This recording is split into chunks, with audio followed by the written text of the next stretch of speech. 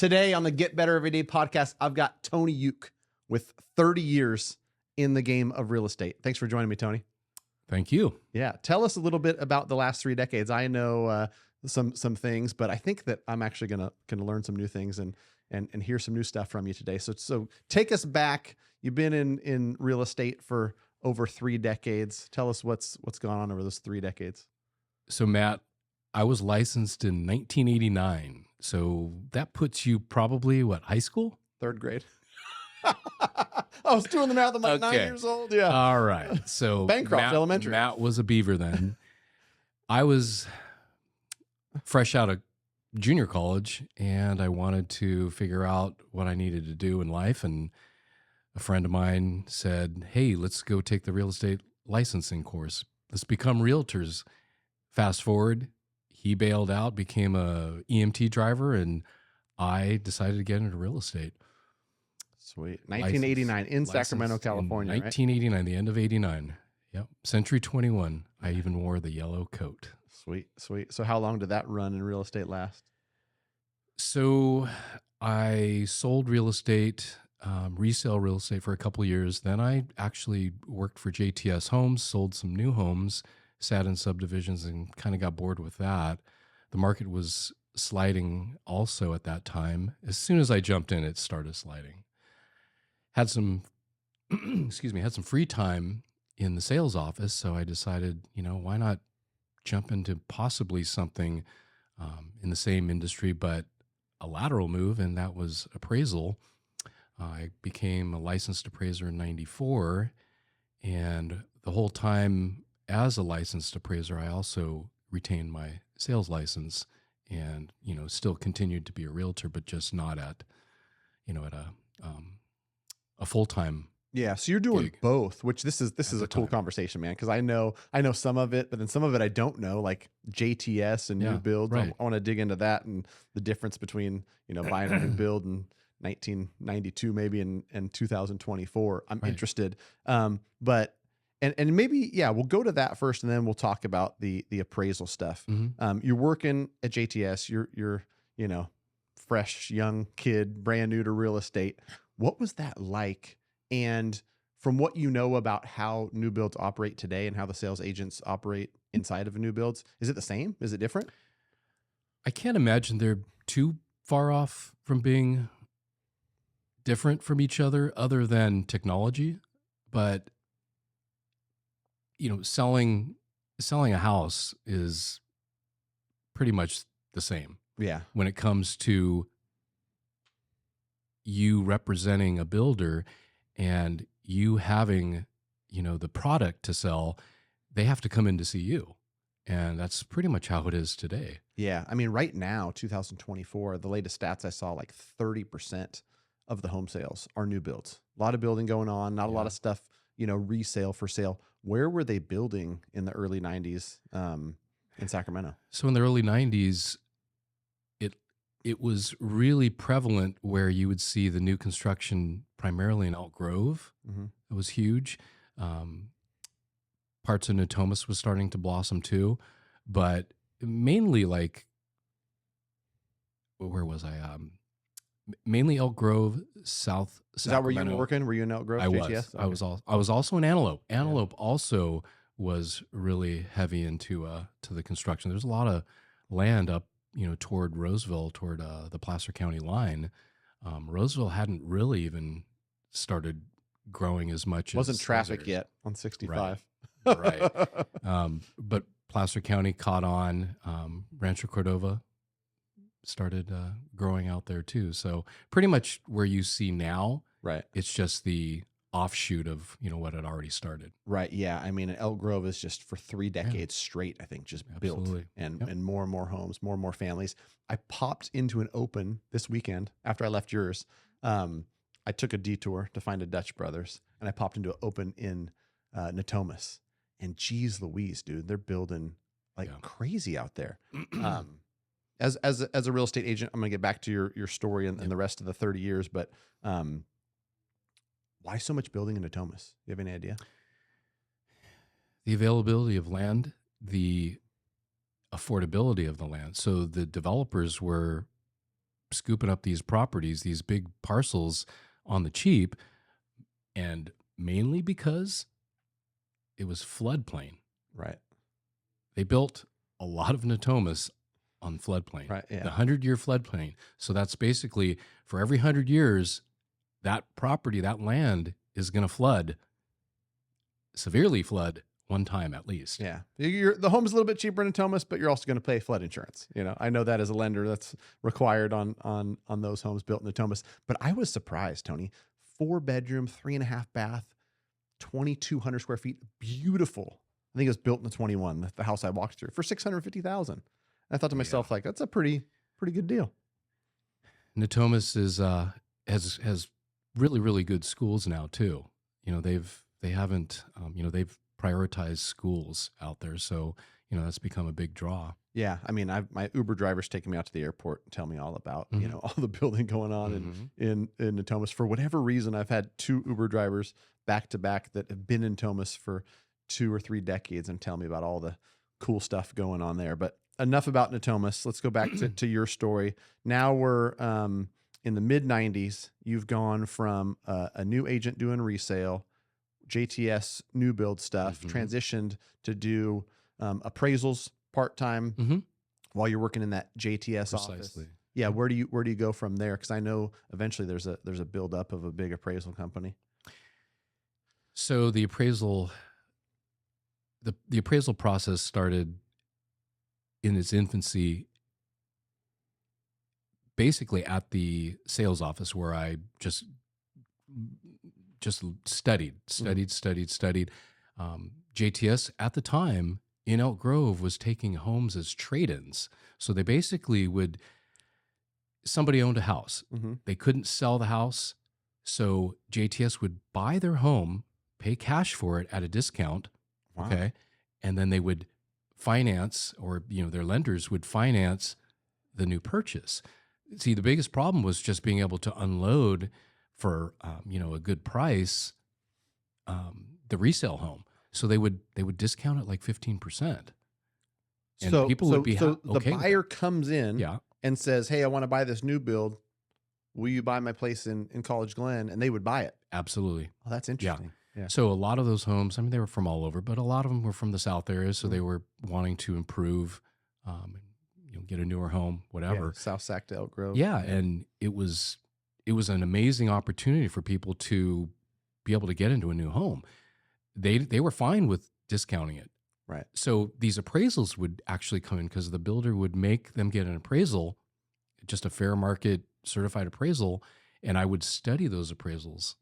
You know, I would just read them and look at what the appraisers were doing. So that's where a lot of my So Yuke Appraisals was born. I want to do another comparison because it's neat, right? It's for somebody who's been around it for as long as you have. Like, what has changed between the mid 90s and 2024 in the appraisal world? Because I'm sure you're no longer running Yuke Appraisals, but you still see appraisals in the real estate game. Matt, the first thing that comes to mind, you're going to laugh at this, is we used to type them with the typewriter, literally. And sometimes it took a long time if you weren't a good typist, if you didn't pay attention in high school and you like click it and the thing goes up and hits the paper. Oh, that's awesome. A lot of whiteout, but they were typed. It was, back in the Stone Ages. Yeah. How many pages? Was it the same number of pages? Because now there's auto populates a ton of the report, right? I mean, alike the real estate contracts, were, 2 pages, 4 pages early in, their infancy. Now, they're 16, 20. Same with the appraisal. The appraisal reports are pretty hefty now, but back then they were a few pages. Yeah. And I would imagine, before any sort of automation and technology, it was more of like what are you doing? Looking through a book to get comps of sales or something like that? We did look at books. They were Metrolist books. They were also CMDC books, which were, was a data source publication of basically real estate comps. And they would visit appraisal shops, collect the first page of the appraisals, and that's how they tabulated their data Wow. is through these first pages of whoever these appraisers were they were getting, and they were trying to obviously reach everybody to build the biggest database they could. And guess what? We were kind of slitting our own throats, because that very technology is what, I don't want to say AI, but back then it was the the valuation model that was in attempt to replace the appraiser. Yeah, feeding the machine. Yep. Okay, I've done enough of making you feel old, talking about you writing on stone tablets and whatnot. Mm-hmm. Let's talk about some young energy, some fun stuff. Yeah. The build of Yuke Appraisals, from studying appraisals, from getting into appraisals, sitting in that JTS office. Tell me, because I think I knew about Yuke Appraisals and all the appraisals you guys had going on later in it. But how did it start? How did you scale that appraisal business? Got it. I look back and I just have a big smile on my face, because it all started, and you hear so many companies starting in their garages. Well, mine literally started in my condo. So I had my two best friends, roommates, that became licensed appraisers, and we were a sweatshop. And we would wake up at 6 a.m., go get a quadruple shot of espresso at Java City, pump out appraisals. And we just did that religiously. I had a vision, and I said, one day I'm going to have a company of maybe 10 people. That's what I envisioned. And, fast forward from that point, working really hard, attracting quality appraisers to join me. I built that small little condo appraisal sweatshop into Yuke Appraisals, which accounted for about 60 appraisers and employees. Wow.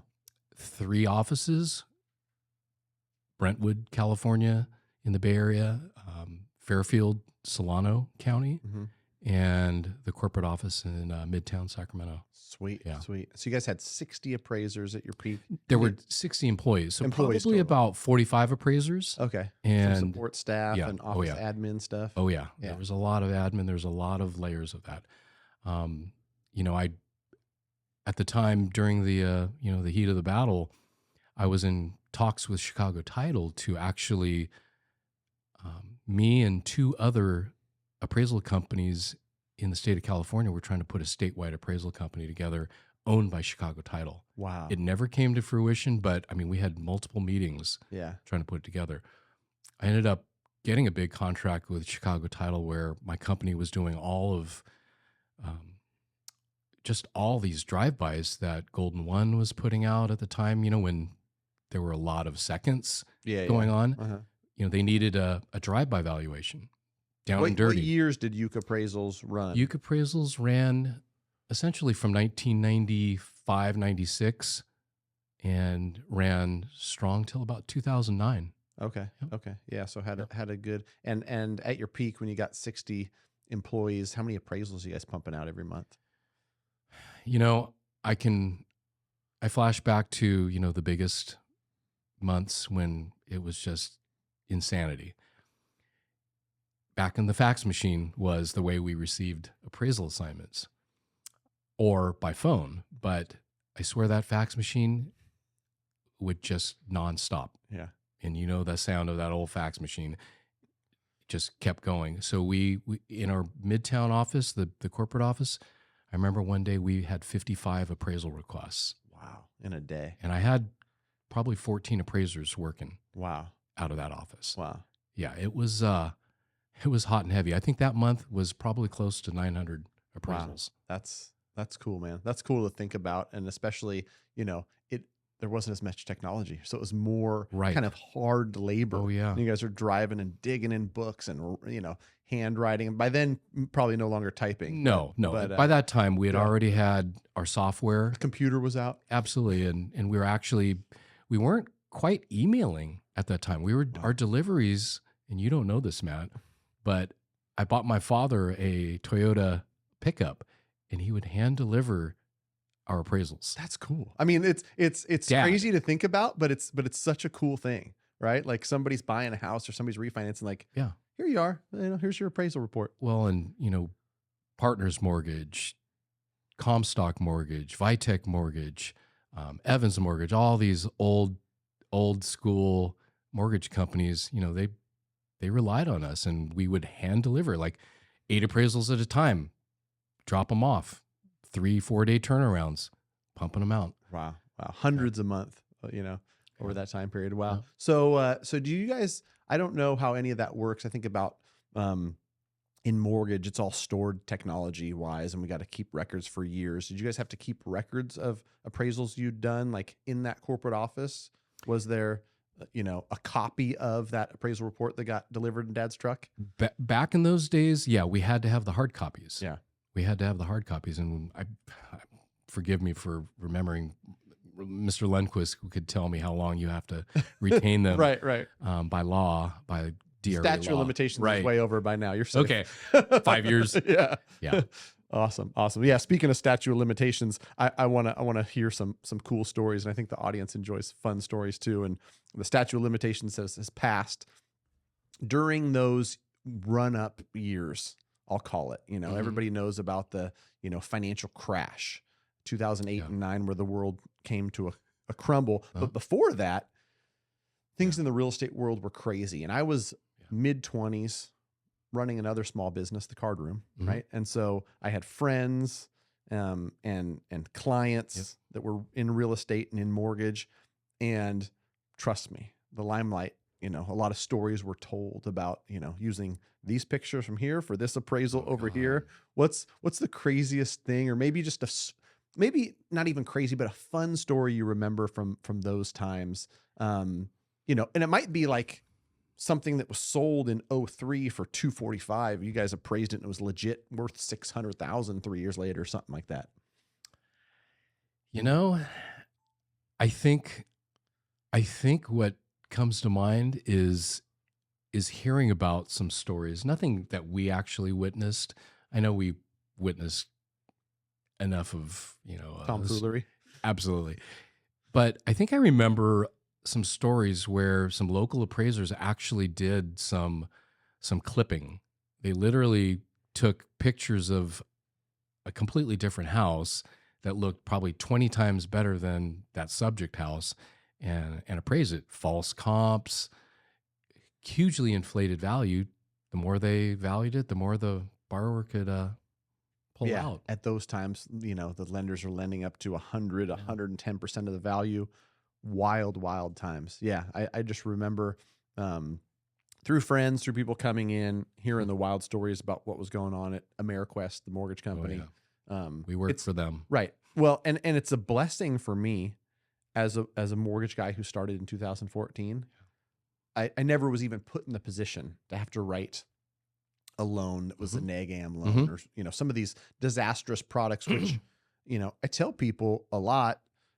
It's not necessarily that people have bad intentions. That they were involved in a crazy market where these Wall Street derivatives and things that were created that caused the explosion. That's the product that the mortgage lenders were selling. So as much as they're villainized, I tend to look at the whole thing as like probably at the wrong place, the wrong time if you were in mortgage around those times, because that was what was being written. In the end, though, Matt, the quality of the individual will dictate what they do in life. Right. And if you're already teetering on the rope, swaying one way or the other, and temptation, that apple is out there and you want to take a bite, it was easy. But the high quality people, they stayed on the straight and narrow. Yeah, and I think they're still in it. Yeah, they wrote 100% loans. They wrote some stuff that might have been, adjustable rate mortgage, but they weren't forging documents. There was plenty of stuff that I heard where, it shouldn't surprise anybody. There's bad actors in any business. Okay, so now we've gotten up to the financial crash, and my guess is that the closing up of Yuke Appraisals, or you exiting Yuke Appraisals, was market driven. It was definitely market driven. Most importantly, though, it was driven by legislation. So do you recall the acronym HVCC? No. The Home Valuation code of conduct. So basically it was, and I remember the name, it was Cuomo in New York. Mm-hmm. He led the bill Wow. to basically put the wedge between the appraiser and the lender. I could not talk to you. I could not shake your hand and say, these are the appraisal services my company can do, I can individually do for you. They wouldn't allow that because you couldn't order the appraisal directly through me. Right. They didn't want any undue influence right. over the appraiser and the value. Blame it on the lender and blame it on the appraiser for, the market crash. It was our fault, right? Right. Exactly. Give me a break. Yeah. Okay. So the legislation came in, made it harder. I'm curious too, before we talk about, I know some of the cool stuff you did in investing and working with investors in real estate. Where did the transition happen? Because for me, for my 10 years of mortgage, I haven't studied like what happened before I got into this industry. The emergence of appraisal management companies, which was essentially that middleman between appraiser and lender. When did that come about? HVCC. Okay. So there was this void, right? And maybe they knew. Maybe they knew exactly how this was going to play out. They probably did. And that is install the middleman. Right.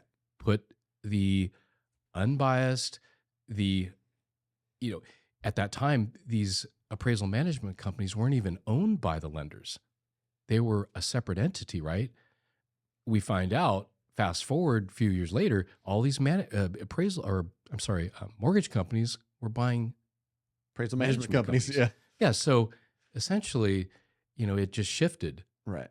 But it was at that time. It was shortly after the appraisal management company, the AMC, was invented. Right. Yeah. And now there's a new set of problems because I talk to some people that think that, an appraisal an appraiser get $375 to go out there and write a report and spend hours kind of drawing that thing up. If the consumer pays $650 and the appraisal management company in the middle who doesn't do any of the work per se, sorry, AMCs, I'm not bad mouthing you, but the spread should be justified. And so I guess, there's some issues with that. I won't pick a side because, I don't know enough about it. So, HVCC comes along, you shut the doors on the appraisal company. Now what's next for Tony Yuke in the world of real estate? That was a real eye awakener. It was forced. I didn't have any intentions of slowing down, but like you said, it was market driven. Right. I had to reinvent myself. The whole time while I had the appraisal company, I was still selling real estate. Yeah. Okay. But it wasn't a full-time thing. Yeah. I always kept my license and I always did a few transactions a year, but I really didn't have the time. I was busy managing 60 people and three offices, but I knew what my strength was, and that was the valuations. That was honing in on what a property is really worth and what it should sell for. And that's where I was fortunate enough to meet up with an investor, and he was out of the Bay Area. And from that point, I was his eyes, ears. I was everything to him on the ground in the Sacramento region. See, he was actually flipping properties in Stockton prior to me meeting up with him. He had hooked up with a Stockton realtor, and the guy was, he was okay for him, but he just didn't do a lot of the things that his name's Morgan. What Morgan really needed. You remember Morgan? Oh yeah, I did. I did plenty of cross qualifications and thinking about that investor coming to you, like what a perfect scenario. I want to invest in this market. Who knows the market better than the guy who's just processed 10,000 valuations of what properties are worth, you know? And so, that's really neat. And cheers for the shift for Morgan from Stockton to Sacramento. I think he's going to look back at that and go, I'm glad I invested in that market. Sorry, Stockton. Sorry, Nate Diaz. Okay. So, you're using your strengths as somebody who knows real estate value as good as anybody to say, I'm going to work on your behalf. Tell me more about that partnership and what you ended up doing. Yeah. So it was tailor-made for both of us. I needed him, he needed me. Mm-hmm. So it was a marriage.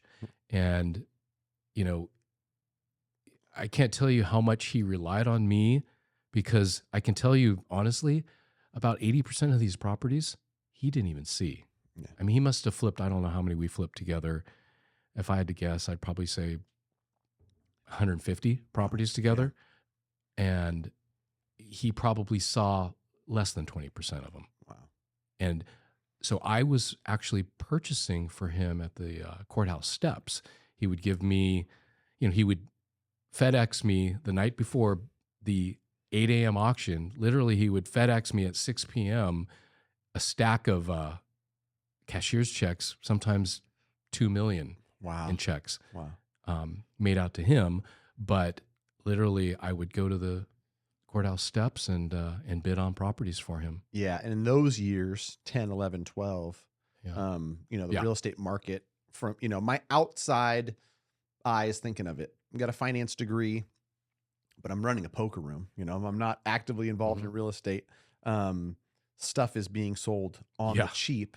Yeah. And so I wonder if you could take yourself back 2010 or 11. Okay.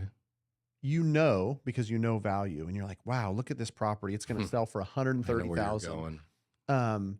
But did you have any idea of what the future held? Nobody, I can't imagine there's anybody that can say 2010, I knew we were going to have this 14-year run, because literally home prices have gone up for 14 straight years. With a couple flat areas in there for the trolls that are going to get in the comments. That hasn't gone up every single year. But I'd be curious, knowing now what or thinking about back then, any idea what things were going to do, or was it just, this is, something that $30K in rehab is going to be able to be sold for $260. So at $130, it's a great buy. What kind of thought process? And I'd love to hear too, because I think people hear about that. It's a cool thing, go to the courthouse. This thing is being auctioned off. You're using your skill set and your knowledge of what stuff is worth.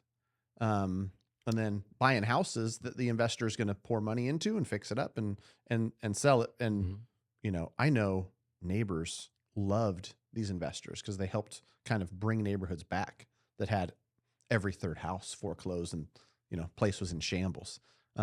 So yeah, anything you want to share about that time period of what you're thinking? For sure. So the first thing comes to mind when you said a 14-year run is historically, and this dates back way before even I got in. This dates back to like the 60s, 70s.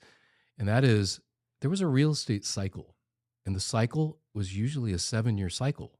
So they would rise, and at that 7-year mark, close to that, they would stabilize, start declining, and they would remain pretty stable for however long, a couple years, few years, and then they'd start rising again. And then guess what? 7 years hits and it starts doing it again. Well, that was traditional up until the last 10, 15 years. We can throw that out the window now. Right. It's a free-for-all now. But back then, you either, as an investor, you either flipped, right? You had a model that it was flip and reflip, right? You just keep reinvesting that flip money. Right. And at that time, like let's say 2009, and I got to just tell you about this one house. So another investor had picked it up, and he was getting a tape of properties. So a tape is basically a list from the bank of 20, 30 properties that they would have in their portfolio. And they would send these to brokers. They would send them to people that, that were purchasing these properties from them direct. And one of the properties on the tape was this little home in Oak Park on 3rd Avenue.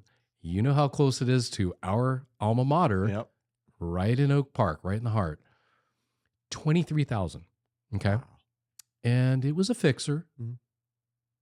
maybe 950 square feet, 23,000. And when we picked it up for 23, I knew that we fix this up, it's going to be 90. Mm-hmm. Yeah. 90,000, like fixed up. Right. Gorgeous. Yeah. We got probably 100,000 for it, over asking. I don't remember. It was quite some time ago, but I can tell you this, at that time, I knew this property was going to be a $300,000 property. Right. I kicked myself. Yeah. Yeah. Like most people do. Yeah. It's like, if we all knew, I know it though. So I'm curious, and you can share as much or as little as you want. Shout out to Morgan for getting into the market and doing 150 flips. His play is just, like you said, flip, take the money, recycle it, continue to do more flips. What was he doing with that money? Was that pumped into another business? Was that used to, Europe trips? Did he hold any real estate? So it wasn't all of his money. Mm-hmm. A lot of it came from investors. So he had a model where, he would give distributions to them annually, right? And it minimized his risk, right? A lot of it was his money, but a lot of it was, yeah, not everybody has $2 million in the bank to just send Tony Yuke the cashier's checks. And say, go to the auction, find us some deals. One investor, I think $500K was his allotment. Mm-hmm. He would sell chunks at $100,000, and give them, annual dividends. Right. And they were happy with that because, if you're getting a, 10% return, at the time when, I don't know what you were getting yield and never getting 10% on a savings account in the history of yeah. But you got to understand, like some of his yields on some of these properties, for cash, he was looking at 35%. Right. Yeah. And especially if, you're in and out of a project in 3 to 4 months, then the annualized rate, my God, might be 100%. And so, like you said, if we could go back, we would allot a certain number and we'd have, those med center properties in Oak Park, are worth 500,000 now.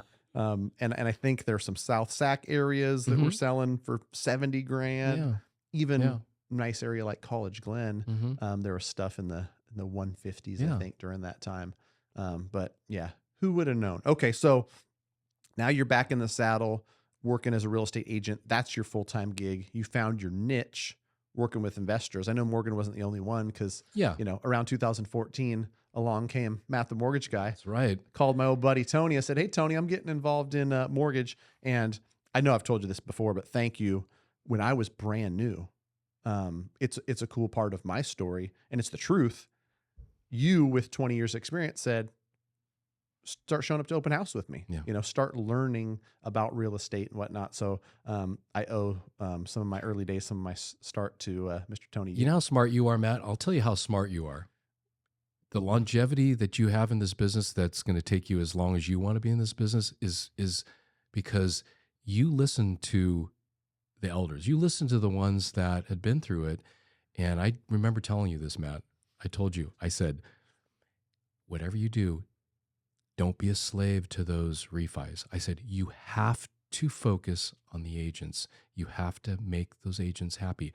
Do purchases because that will sustain you through the bad times. Yeah. And that was really, my first 4.5 years at Mountain West Financial, they were purchase focused. And so I spent 4.5 years as a brand new loan officer, every single weekend popping into open houses, talking to real estate agents, figuring out like what's valuable. Do you guys need flyers? Do you guys need, somebody to show people the numbers?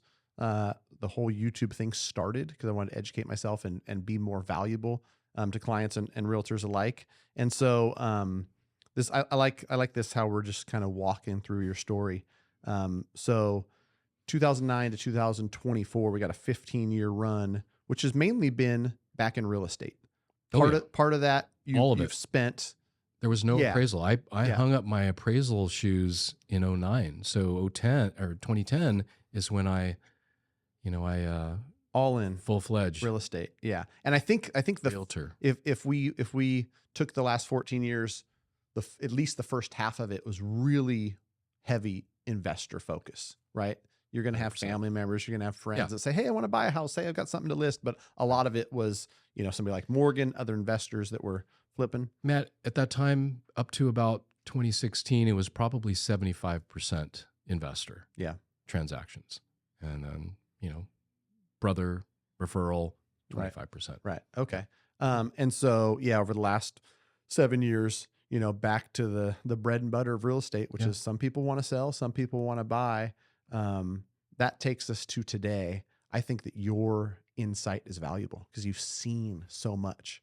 A lot of people, I walked through an open house on Sunday before I came to the one that you were holding, and the kid's brand new in the industry. And I said, listen, man, if you can survive in this, I'm trying to give him some advice. You gave me advice when I was brand new and started, I said, learn, get better. But if you can survive in 2024 where, rates are elevated, there's affordability issues, there's not as many transactions going on. People, today I talked to an agent, and the word she used was it timid or was it guarded?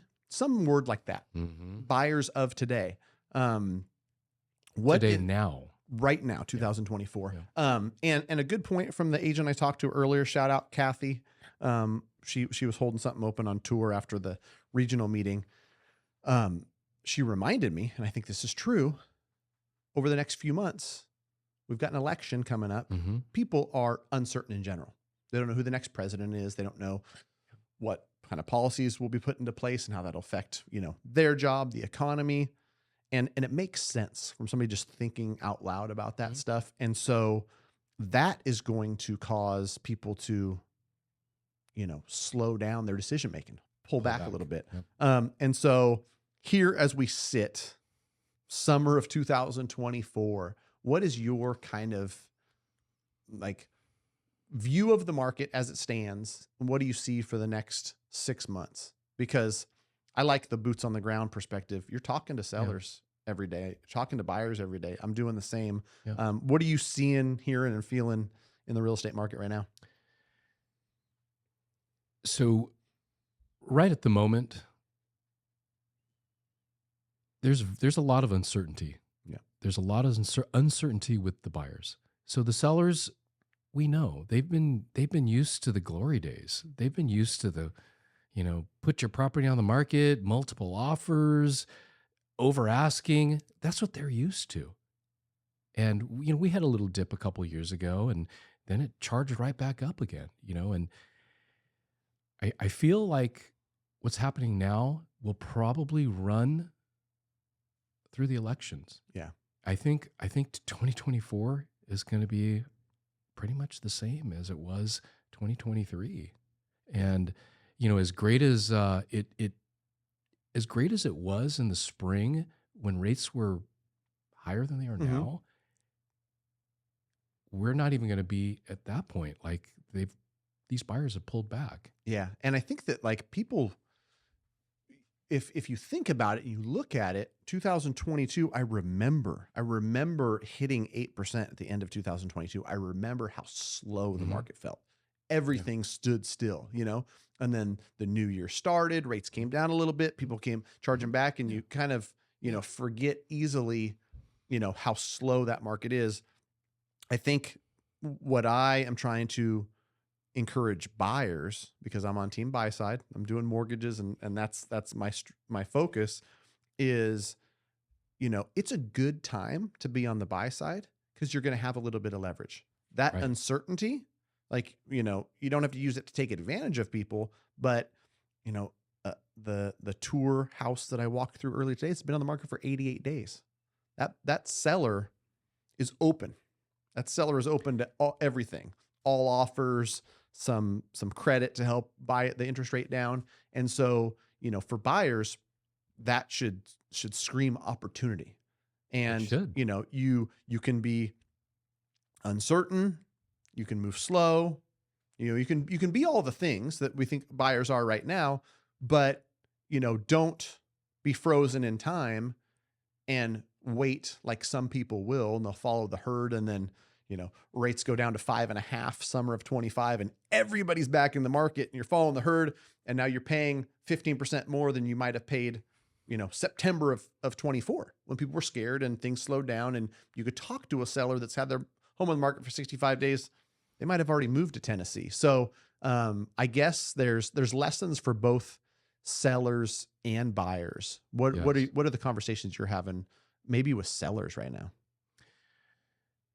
So one in particular is close to your home. You know this property. It's 8633 Glenroy Way. Yeah. Come on down and buy pitching this house. Yeah. When I put that property on the market 40-ish days ago, I thought for sure when I put it on at $549 that it was priced right. And I'm going to toot my own horn. Valuation-wise, I don't miss. Mm-hmm. I thought for $549 was right there. Well, 40 days later, I've already dropped the price twice. We both $15,000 increments. I'm at $519 now. And 60 days ago, $525, you couldn't, I mean, you couldn't touch a property that was not even anywhere near as nice as ours for $525. Right. Yeah. Great established neighborhood, homes in great condition. Yeah. I've walked it. And so I think that's something that, you know, is probably hard for sellers to swallow. And I think that it's another reminder for somebody like you or somebody like me all day, every day. I'm looking at real estate. Yeah. So I feel the gentlest of wind changes. And it happened, right? Yeah.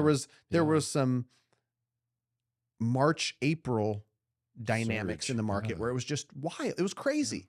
I had buyers offer 80,000 above list at places in Roseville and other parts of Sacramento and surrounding. And yeah, it felt impossible. And so it was one of those things where it's like, well, there's not a lot for sale. So I kind of get it. There's only, you know, X number of homes and people are trying to move, you know, whether it's summertime because they have kids or whatever the case may be. And that can change quick. And in real estate, it kind of did. It went from a really strong seller's market, sellers saying the sign's in the yard, it's on MLS, this thing's going to sell, to where they at. Timing. Right. I'm flabbergasted at how quickly it happened. And what it tells me now is, Tony, you have to adapt quickly in this market. Right. Like I'm already on my next several listings that I'm getting ready to be working on and putting on the market. I'm already in my mind working out how I'm going to be presenting these, these, I don't want to say opportunities, but these challenges we're having. Yeah, because I think you got to be in front of it. If it's like, hey, if this number is justified, but you know, buyer sentiment is headed in a certain way, or less buyers are going to be active, then maybe we got a price here to get in front of these people before, you know, the time passes up that, you know, segment of buyers that are willing and able. That's another cool conversation I think about the market is willing and able. Well, for example, if we feel like right now we're going to put a property on the market in this market right now, if we think 529 is the number, right? Maybe 519 or even 514.9 might be the number to start at, because guess what? In the end, Matt, you and I both know the buyers and the market dictates price. Exactly. So if the buyers are out there, they're going to fight for that property. And if it's worth $529, they'll pay it. Right. Even though it's listed for $514 or $519. Am I right? Oh, 100%. Right. Yeah. And that's something that I've seen play out, right? Where the market's going to pay what the market's going to pay.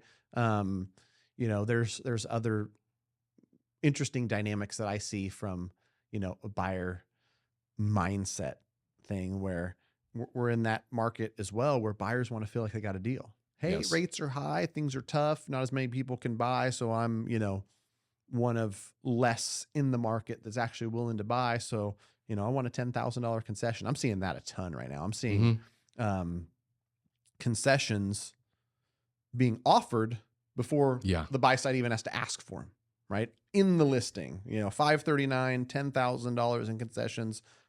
One thing I think is a good public service announcement as a lender, as somebody who's sometimes in between, you know, sell side and buy side, and I'm the third party as the lender.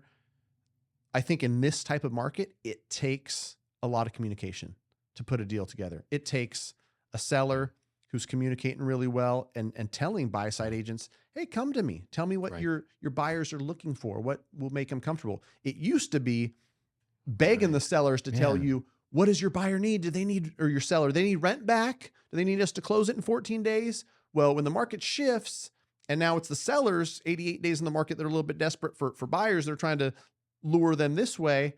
They need to start looking at it and say, what is it?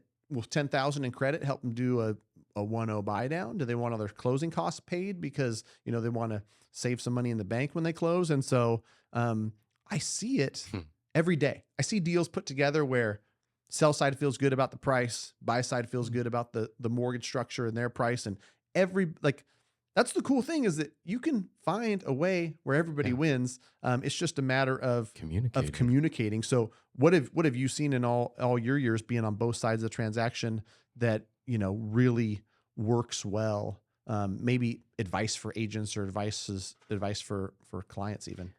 Matt, you said it.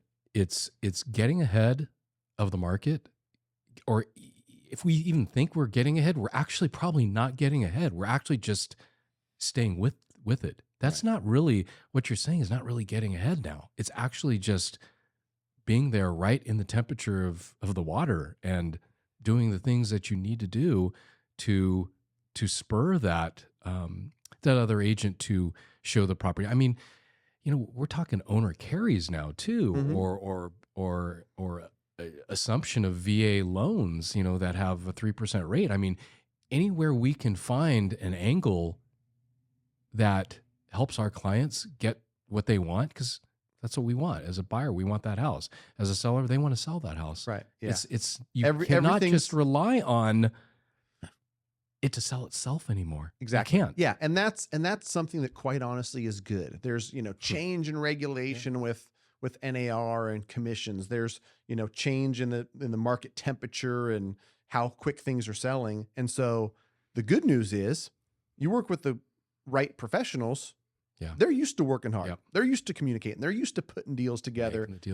And like you said, bunch of stuff that wouldn't have even been an option 6 months ago. The one I walked through earlier today, when it came up about would the seller entertain carrying some of this, you know, and doing a seller note. For anybody listening who's like, what the heck does that mean? You know, this house might be listed for $539, and you tell them, hey, if we put down half of it, would your seller be willing to have a $270,000 mortgage on it where they're the bank? And, you know, in a circumstance where it might be like, hey, this is the structure that works for the buyer, and if you willing and able to do that, we can proceed. If not, no. Buyer's been on for 90 days, or that seller's been on for 90 days. They want to sell. They're going to, at the very least, entertain it. And so I'm seeing a lot of that stuff happen, which for me, quite honestly, as somebody who's been part of 1,000+ transactions in my 10 years in mortgage, the best real estate agents are going to survive and thrive. The ones that, you know, are like, what happened? I used to just put a sign and list on MLS and it was over. Those days are gone, and it's for the better. It's for the better of the industry. It's for the better of the client. You know, I tell clients all the time, like, if you work with a real estate agent who's still actively doing real estate right now, they're better than your average agent in 2021. They are. Hands down. In 21, hands down. You know, everybody's cousin could have been a real estate agent, you know, sorry. But everybody's cousin became a real estate agent. Yeah. Half of them were, and didn't renew. Were mortgage brokers too. Yeah, I got some crazy numbers on mortgage brokers, and the number of licenses, like it's below 100,000 who are active. There was, I think, over 400,000 active loan officers in the US in 2021. That number, and the term active, like closed a deal in the last 90 days, is in the 80,000s now, 85,000 or something. And then you take that number and you look at how many closed 8 million plus, and it's a tiny number. How many closed 20 million plus? So they're excellent at their job and they do a lot of business. Tiny number, like 4% of loan officers. So who you work with matters. That might be a good place to put a bow on this, is just, you know, work with a professional. You know, you don't necessarily have to find someone that's been in the business for 30 years, but it certainly wouldn't hurt. So any parting words for the audience to wrap this baby up? You know,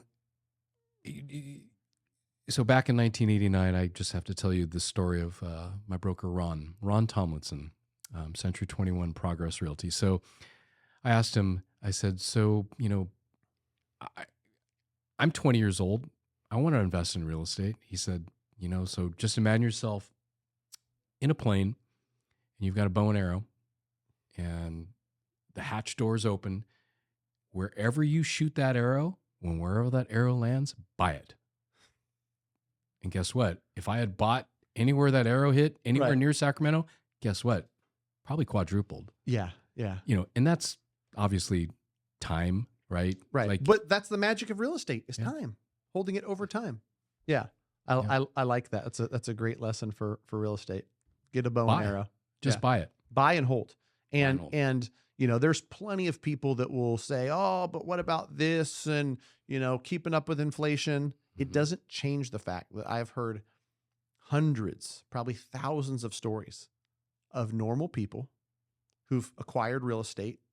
Some it's just their primary or a primary plus one investment. Others it's like, oh, I've picked up, these. I looked up the stats because I'm a fan of California real estate. And like over the last 40 years, it's appreciated on average 6.9% a year. And so you can be a public school guy like me. You can own a few pieces of real estate, and over time, guess what? You're going to add 7% a year to your net worth just holding them. You're going to have debt pay down. You're going to have the tax benefit, all the things. Yeah. The American dream. All right. I'm going to go shoot a bow and arrow, find some real estate. Man, in closing, man, I didn't know this was going to be this fun. It was, of course. Yeah. It was really fun, man. Thanks, brother. I appreciate it. Thank you, Matt. Yep.